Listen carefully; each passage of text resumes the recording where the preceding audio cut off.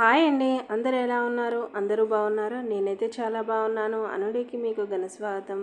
నా వీడియోస్ ఇంకా మీకు నచ్చినట్లయితే లైక్ చేయండి, షేర్ చేయండి, సబ్స్క్రైబ్ చేసుకోవడం మాత్రం అస్సలే మర్చిపోవద్దండి. పక్కనే బెల్ అనేది ఉంటుంది, గంట కొట్టేసేయండి. ఇంకా మన వీడియోస్ సబ్స్క్రైబ్ చేసుకోకుండానే చూస్తున్నారు, కాస్త సబ్స్క్రైబ్ చేసుకొని మాత్రమే చూడండి. ఇక మన వీడియోలోకి వెళ్ళిపోతే కమ్మటి పప్పు, అదేనండి మామిడికాయ పప్పు, అలాగే మామిడికాయ ఒక ఎగ్, అలాగే మామిడికాయ చట్నీ.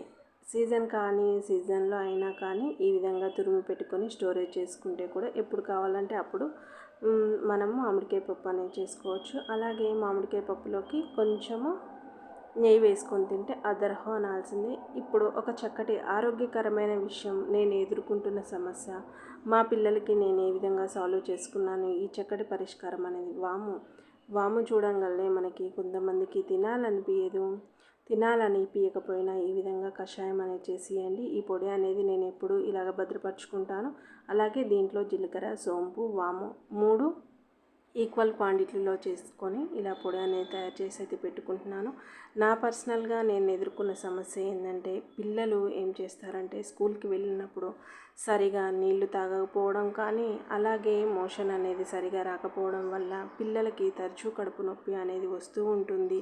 ఎంత మోషన్కి సరిగా వెళ్ళినా కానీ అప్పుడప్పుడు కడుపు నొప్పి అమ్మ అని అంటూ ఉంటారు కదా. మనం చిన్న విషయమే లైట్గా ఒక ట్యాబ్లెట్ వేసుకుంటే తగ్గిపోతుందిలే అని చెప్తూ ఉంటారు. రాను రాను అది తీవ్రమైన పరిస్థితికి అనేది దారితీస్తూ ఉంటుంది. ఇలాంటప్పుడు ఏం చేయాలంటే చక్కగా వామ వాటర్ అనేది పిల్లలకి తరచూ వారానికి ఒకసారి ఇస్తూ ఉండండి. ఇలాంటివి ఎంతోమంది తల్లులు ఎదుర్కొంటున్న సమస్యే కాదండి, అందరూ ఈ విధంగా చేయండి. అప్పుడప్పుడు వచ్చే కడుపు నొప్పి నుంచి మనం పిల్లల్ని మనమే రక్షించుకున్న వాళ్ళం అవుతాము. అలాగే మెడిసిన్తో పని లేకుండా వారానికి ఆదివారం ఉన్నప్పుడు అయితే పిల్లలు తాగుతారా అనే సమస్య కూడా ఉంటుంది కదా. ఇది ప్యూర్ హనీ మాత్రమే తీసుకోండి. ఇది చేన్ల దగ్గర అక్కడ ఇక్కడ ఉంటుంది కదా, అక్కడ వాళ్ళ దగ్గర మాత్రమే తీసుకున్నాను. మా చేను దగ్గర ఉంటే తీసుకొచ్చుకున్నాను.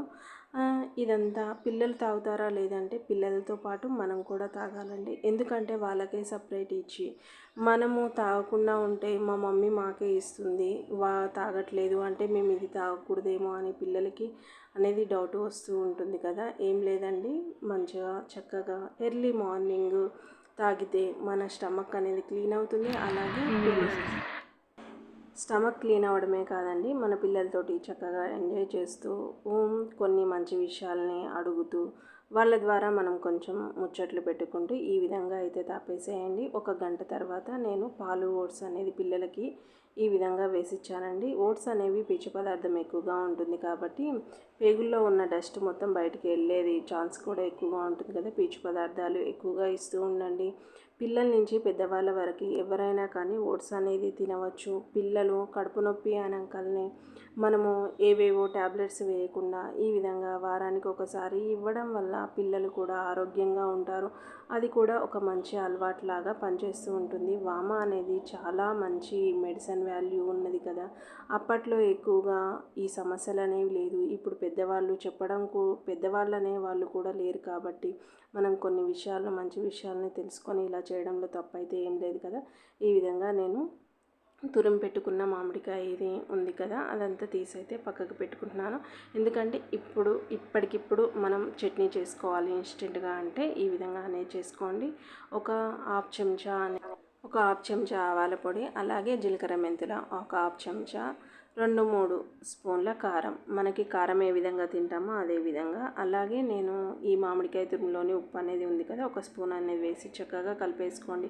అప్పటికప్పుడు ఎంతో టైం పట్టదు, ఈ విధంగా తాలింపు అనేది పెట్టుకోవచ్చు. అలాగే ఎండాకాలం ఉంది కాబట్టి కొంచెం వామ పొడి అనేది నేను తక్కువగానే వేసుకున్నాను.